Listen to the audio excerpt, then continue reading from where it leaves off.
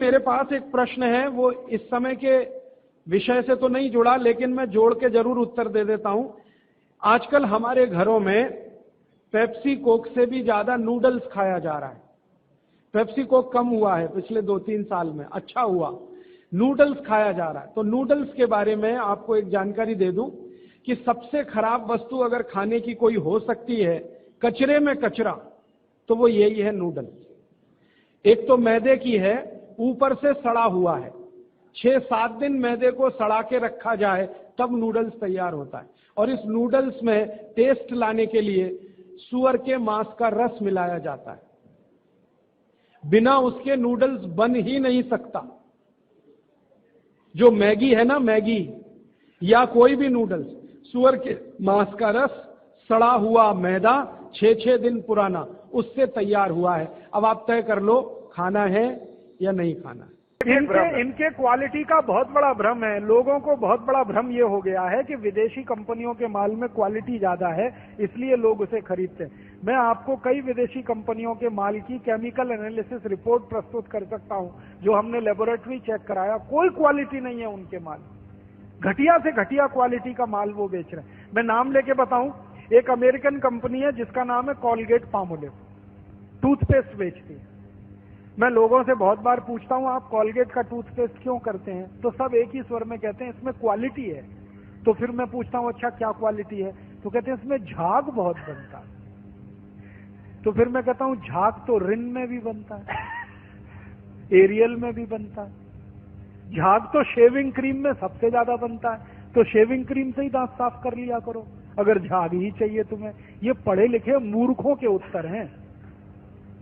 बिना पढ़ा लिखा आदमी ऐसा उत्तर नहीं देगा। जो एजुकेटेड इडियट है वो इस तरह का। और ये उत्तर मुझे पता है कहां मिला? दिल्ली यूनिवर्सिटी में मैं एक लेक्चर कर रहा था डिपार्टमेंट ऑफ मैथमेटिक्स में। वहां के एक प्रोफेसर ने उत्तर दिया कि जी कॉलगेट में बहुत अच्छी क्वालिटी है, झाग बहुत बनता है। तो मैंने कहा प्रोफेसर साहब, आप डेंटल क्रीम से दांत क्यों नहीं साफ कर लेते? शेविंग क्रीम से दांत क्यों नहीं साफ कर लेते? एरियल से दांत क्यों नहीं साफ कर लेते? सबसे ज्यादा झाग तो उसी में बनता है। तो एकदम चुप प्रोफेसर। फिर उसने मुझे कहा अच्छा आप ही बताइए क्वालिटी क्या होती है? मैंने कहा प्रोफेसर साहब, आप मैथमेटिक्स के प्रोफेसर होके अगर ये नहीं जानते कि क्वालिटी क्या होती है तो क्यों चिल्लाते हैं कि ये क्वालिटी होती है? जब मालूम ही नहीं है तो कहो ना हमको नहीं मालूम क्वालिटी क्या होती है, हम तो विज्ञापन देख के ये सामान खरीद लाते हैं। मैंने उनको समझाया कि कॉलगेट टूथपेस्ट बनता किस चीज से है, उसकी क्वालिटी क्या है, ये समझने की बात है। तो उनका हाँ बताइए। तो मैंने उनको बताया, वो मैथमेटिक्स के थे, थोड़ा केमिस्ट्री भी जानते थे। केमिस्ट्री में एक केमिकल होता है, उसका नाम है सोडियम लॉरेल सल्फेट, उससे कॉलगेट बनता है। क्योंकि सोडियम लॉरेल सल्फेट डाले बिना किसी भी टूथपेस्ट में झाग पैदा नहीं हो सकता।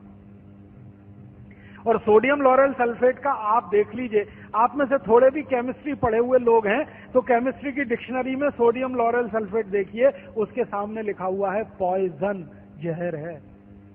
0.05 मिलीग्राम मात्रा में शरीर में चला जाए तो कैंसर कर देता है। और वो कॉलगेट में भरपूर मात्रा में मिलाया जाता है। और आपको एक जानकारी दूं, अमेरिका और यूरोप के देशों में कॉलगेट जब बेचा जाता है ना, तो उस पर अंग्रेजी भाषा में चेतावनी लिखनी पड़ती है कॉलगेट के पेस्ट पर। जैसे भारत में सिगरेट के पैकेट पर लिखा रहता है ना, सिगरेट पीना स्वास्थ्य के लिए हानिकारक है, वैसे अमेरिका और यूरोप में कॉलगेट के डिब्बे पर लिखा रहता है कॉलगेट करना स्वास्थ्य के लिए हानिकारक है। लिखते अंग्रेजी में है, मैं बताता हूं वो क्या लिखते हैं। वो 3 वाक्य लिखते हैं। पहला लिखते हैं Colgate is injurious to health, स्वास्थ्य के लिए खतरनाक है। दूसरा वाक्य लिखते हैं please keep out this Colgate from the reach of the children below 6 years. माने 6 साल से कम उम्र के बच्चे को ये पेस्ट नहीं देना। क्यों? बच्चे चाट लेते हैं उसको और उसमें कैंसर करने वाला केमिकल है, इसलिए कहते हैं बच्चों को नहीं देना ये टूथपेस्ट। फिर आगे के सेंटेंस में लिखते हैं in case of accidental injection please contact immediately poison control centre. माने गलती से किसी बच्चे ने कॉलगेट कर लिया तो तुरंत हॉस्पिटल लेके जाना उसको, इतना खतरनाक है। और तीसरा सेंटेंस लिखते हैं if you are a adult then take the paste on your brush only in pea size.